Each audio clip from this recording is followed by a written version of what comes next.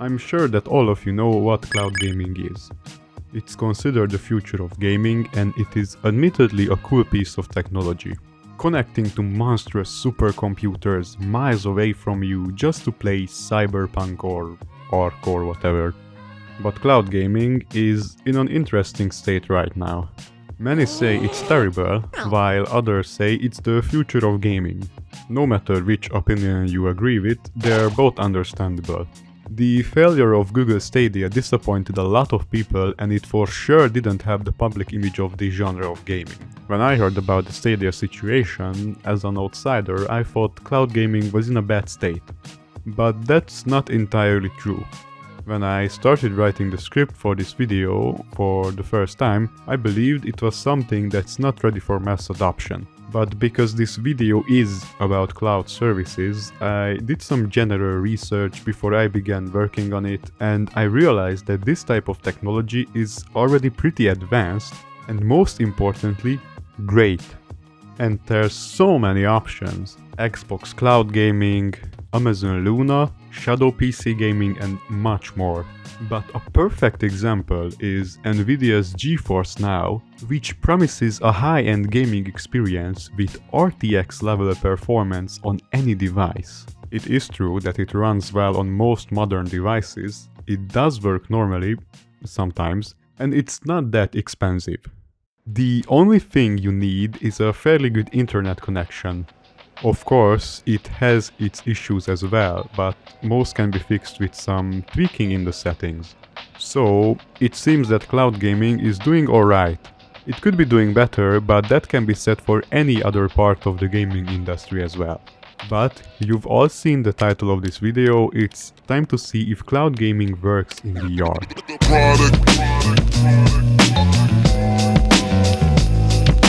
Wireless streaming is something we're all familiar with as VR users.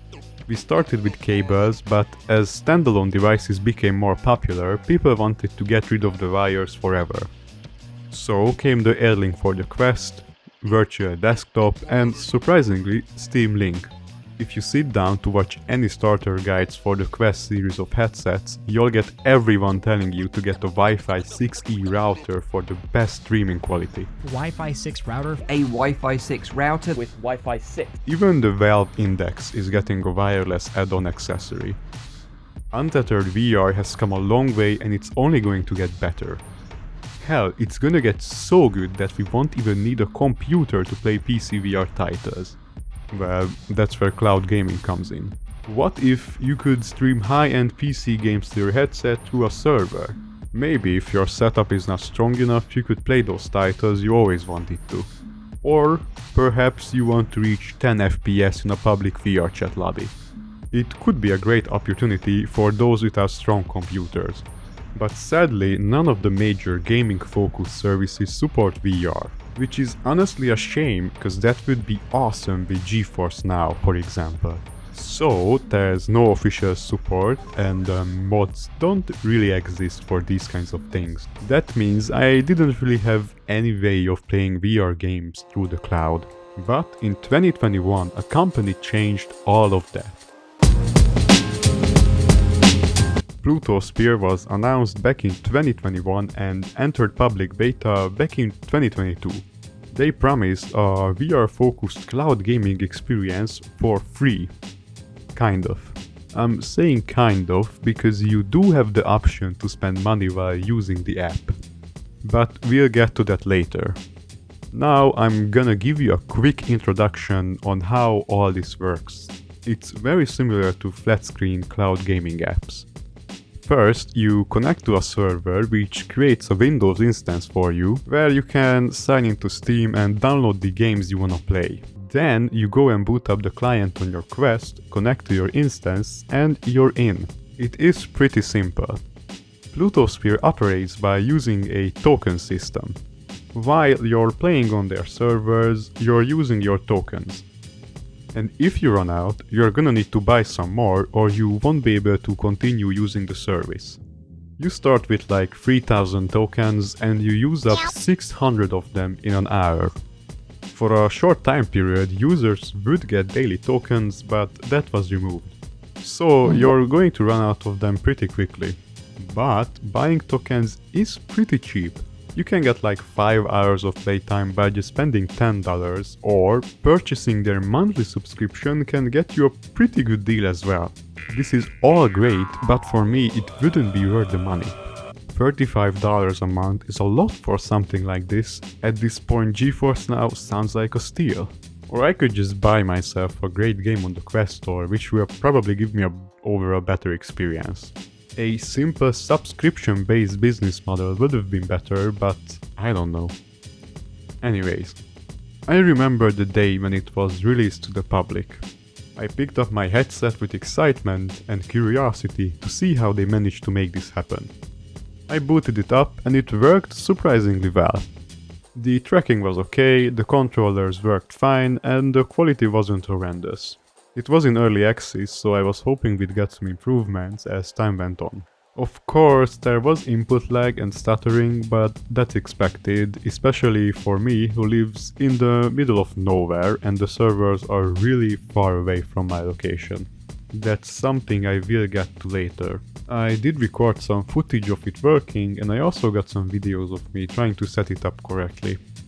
I didn't use it for long, but I had a positive experience. Then in 2023 I got interested in this topic again, and I wanted to make a review video about it.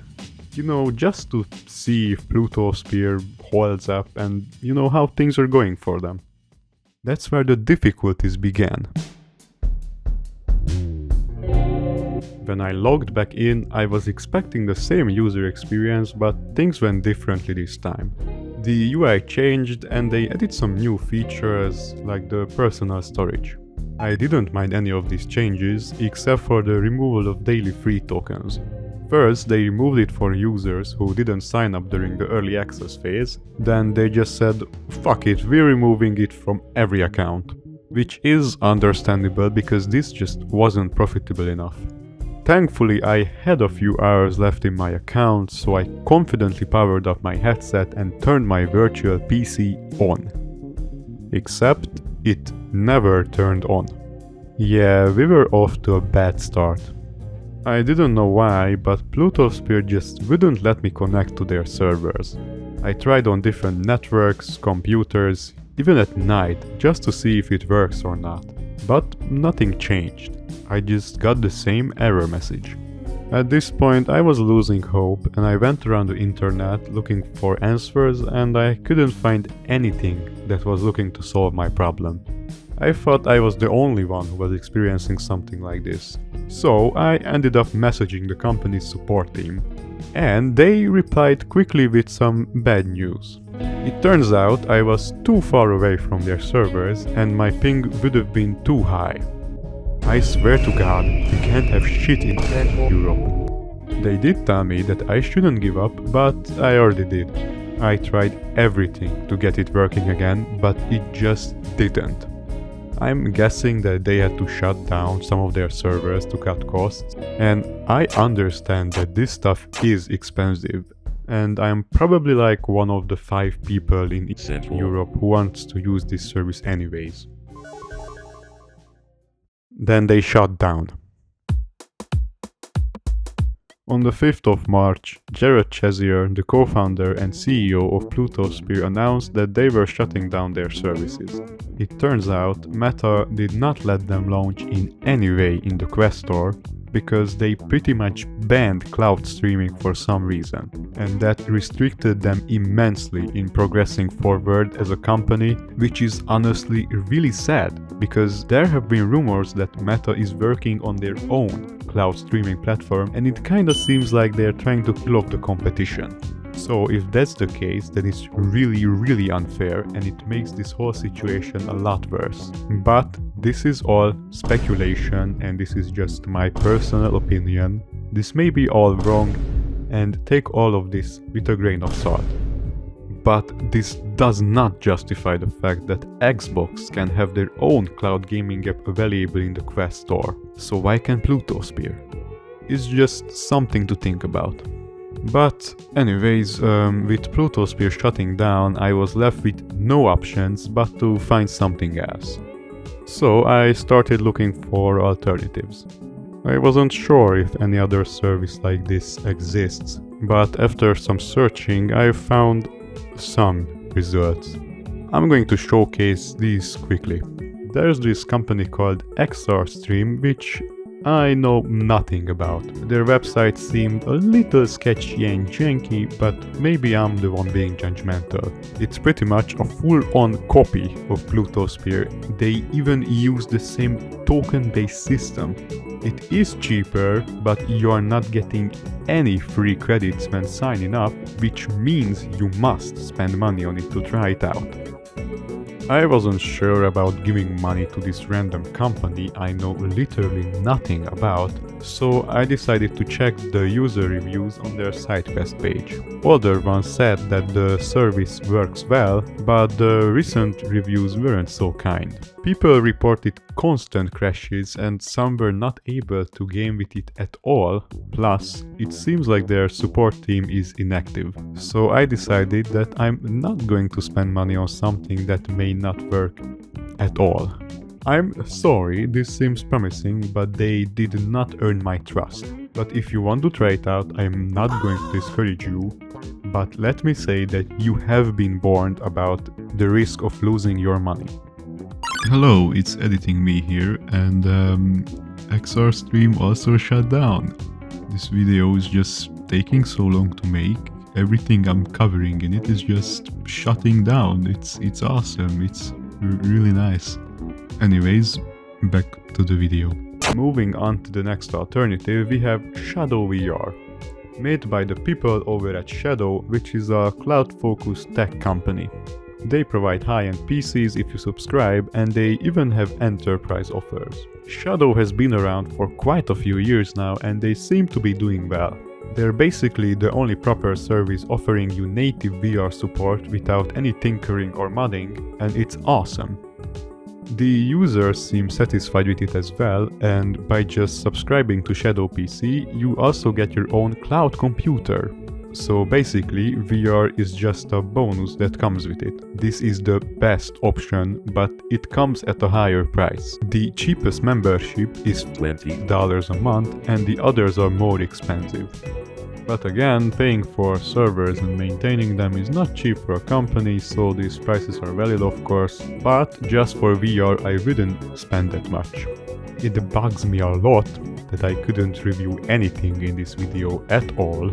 So if you do want an in-depth review about this, I highly recommend this video by Kez and Sherry XR, where they compare Plutosphere and Shadow VR. So what did we learn from this video? Cloud gaming in VR seems pretty bad right now if we consider the fact that there's basically only one proper service on the market, which can provide a good experience. As we can see, it is not worth getting into as a small startup, since it's not financially sustainable.